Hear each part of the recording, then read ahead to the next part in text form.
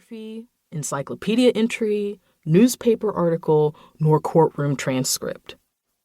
I have tried to retell the life events contained in this book to the best of my recollection, calling upon old journals, correspondence, and other personal writings to help give me an accurate, if not always precise, account of what happened.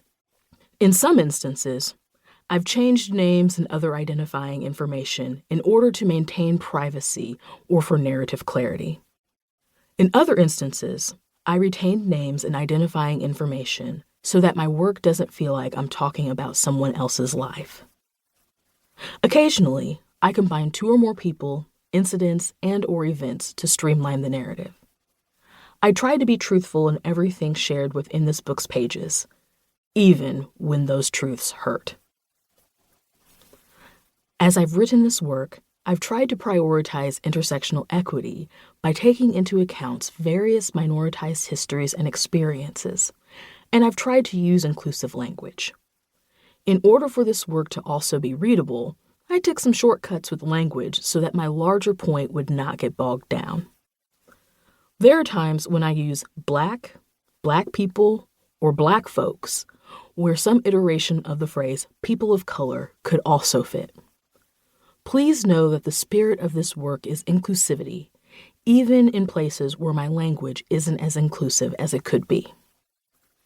Additionally, I come to this work as a Black, straight, cisgender, gender role non-compliant, relatively able-bodied, except for these ankles and knees, Jesus, country-born, city-dwelling, Mid-Atlantic informed, Midwest raised, geriatric millennial Christian woman, and with all the privileges and shortcomings that might accompany those identities and perspectives.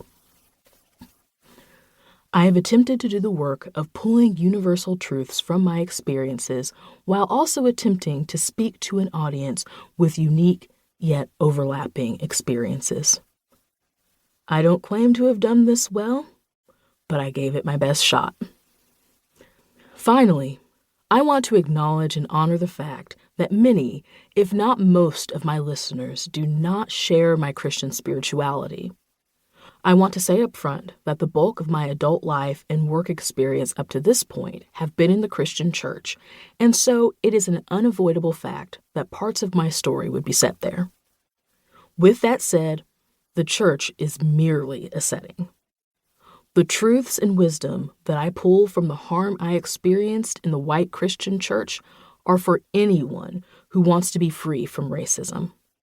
Any references to spirituality are for narrative or illustrative purposes. I'm not trying to convert you to Christianity. I hope that this work invites you in and creates space for you to ask questions, wrestle with hard truths, and experience the beauty of healing and liberation. Overture. Confessions of a Loud Black Woman. I am a loud Black woman. All of these things are outside of my control, yet I have grappled with each of them in some way for as long as I can remember. I am a loud Black woman. I am loud. I am Black. I am a woman. Loud Black woman. Each of these identities has been under attack my whole life. Proclaiming my loudness, my Blackness, and my womanness is an act of defiance and resistance.